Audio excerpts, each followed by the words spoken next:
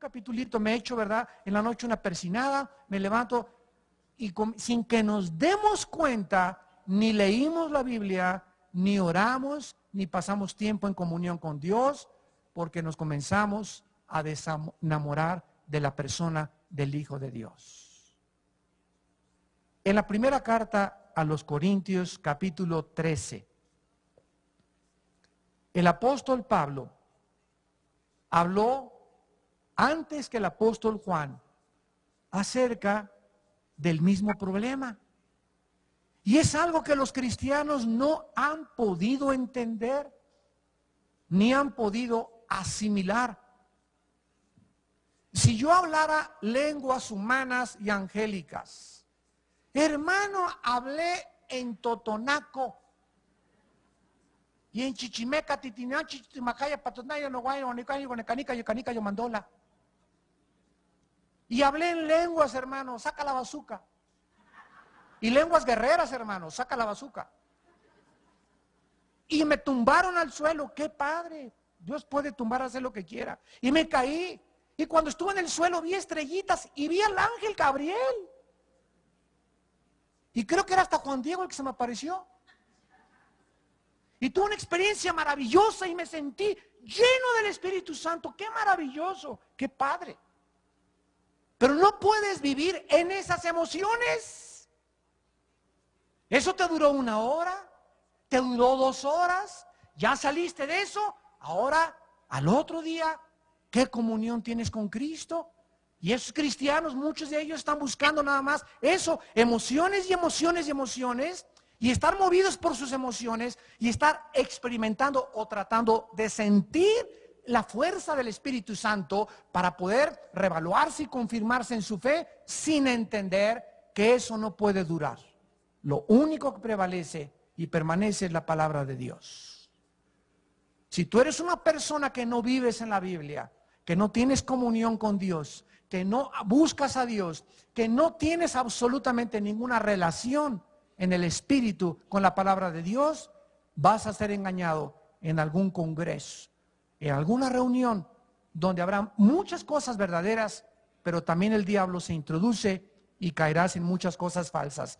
Y luego vas a andar buscando que tu vida sea guiada solamente por profecías. Ando buscando quien me dé una palabra profética. Ando buscando quien dirija mi vida. Hermano, sáneme. Hermano, ore por mí. Hermano, todo esto. Y siempre están buscando que alguien haga lo que ellos deben hacer con Dios. ¿Por qué? Porque nunca has madurado ni has podido crecer en la gracia y el conocimiento de Jesucristo. Si yo hablara lenguas humanas y no tengo amor, vengo a ser como metal que resuena o címbalo que retiña. Vemos pues que no se puede divorciar los dones espirituales sin el amor a Jesús, sin el amor a Dios. Y en Corintios 14 se reglamentan las lenguas y se escribe y se dice, si ustedes en la iglesia el domingo en la asamblea hablan todos en lenguas, van a tropezar a los nuevos que vienen, que no saben ni qué son las lenguas, y de repente el domingo entra y el que está enfrente saca la bazuca, y ¿qué estará diciendo? He entrado a una reunión y van a decir, dice el 1 Corintios, de locos. Entonces dice Pablo, por el amor a Dios, por el amor a tus hermanos, que al amor a Dios se muestra no tropezando a los demás, porque la llenura del Espíritu Santo se manifiesta en el amor a Jesús. Si tuviera profecía y entendiese, vean hasta dónde llega, imagínense nada más un cristiano que conozca los más grandes misterios de la Biblia y el conocimiento y tuviera toda la fe, de tal manera que hasta está moviendo las montañas con su fe, y además este cristiano regalara su casa y sus coches y finalmente entregara y se pusiera en las vías del tren para que lo atropellara el tren, y no tengo amor, nada me sirve. Tratemos de comprender la mente de Dios. Si no hay amor en la forma en la que nosotros vivimos hacia Dios, verticalmente, y hacia los demás, perdonando, a los demás. De nada te sirve que seas un teólogo, ni que conozcas la Biblia al revés y al derecho, ni que tengas dones, ni que te caigas, ni que tumbes a la gente. Nada absolutamente sirve, porque el amor es la más grande de todas las virtudes. Porque de tal manera amó Dios al mundo,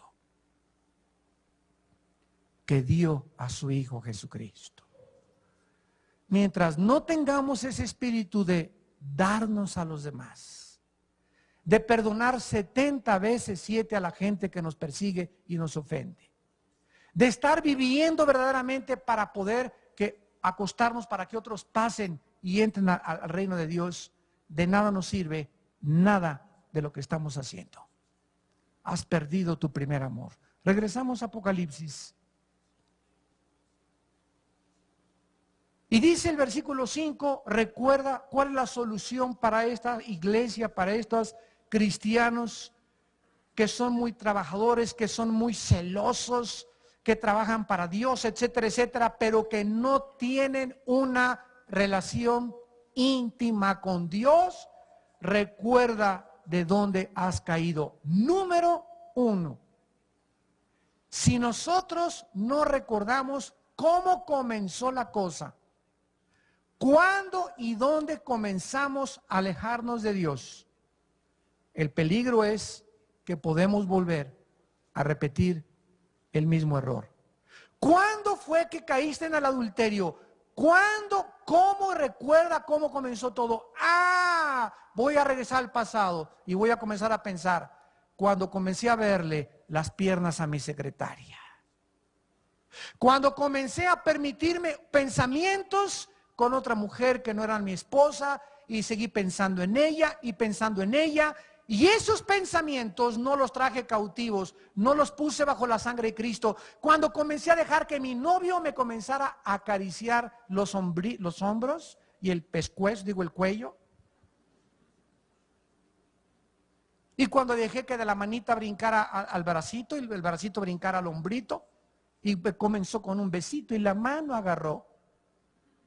Y ahí comenzó todo, y sin que te des cuenta pasaron 1 semana y 2 semanas y de repente comenzó a crecerte la pancita. ¿Cuándo te comenzó a crecer la pancita? Desde que comenzaste a permitirle a tu novio que te tocara.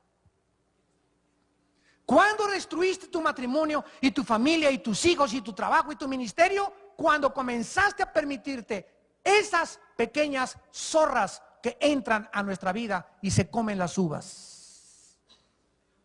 Tal vez cuando comenzaste a ver películas pornográficas o a permitirte a comprarte revistas que no debiste haber comprado. Todo tiene un inicio. Recuerda de dónde has caído. Porque si no recordamos cómo comenzó todo, repito, podemos volver a caer en el mismo pecado.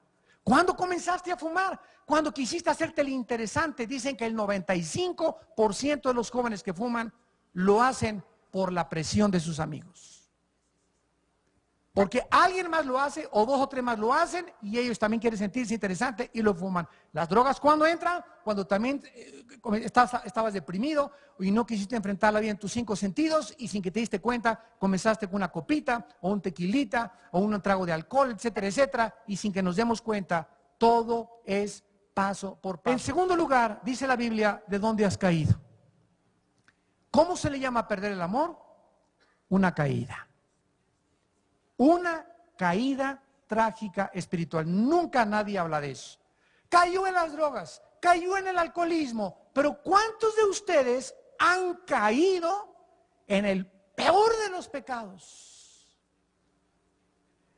Y juzgan a los demás que han caído en cosas externas, pero sin embargo nadie sabe, porque yo no lo sé, ni tal vez tu esposa lo sabe o tal vez tu esposo, pero es muy difícil saber quién ha caído en su primer amor. ¿Por qué? Porque es un pecado espiritual. Es un pecado del corazón. Solo Dios sabe cuando ya no lo amas. Cuando lo has abandonado. Cuando has dejado de tener comunión con Él. Tu esposa lo puede saber porque la esposa sabe cuántas veces el marido está de rodillas. ¿Cuántas veces el marido lee la Biblia? ¿Cuánto ama el marido a Dios? El marido sabe de su esposa, porque vivimos una relación íntima. Sabemos de los hijos. Yo cuando paso por el cuarto de mis hijos y los veo, ¿verdad?, hincados o leyendo la Biblia, le doy gracias a Dios, porque yo sé que han iniciado su relación con Dios. Pero cuando paso y ni la Biblia está en su cuarto, ¿qué puedo pensar? Ellos no tienen una relación con Dios. Han caído de su primer amor. Arrepiéntete. Arrepiéntete. ¿A quién le está hablando Dios? A los cristianos. Y las últimas palabras de Cristo en Apocalipsis son de arrepentimiento. ¿Qué significa la palabra arrepentimiento? ¿Recuerdan ustedes el mensaje que dimos hace como un mes, 2 meses? Di 2 conferencias del arrepentimiento. La palabra arrepentimiento significa cambiar de manera de pensar. Cambiar la manera de pensar.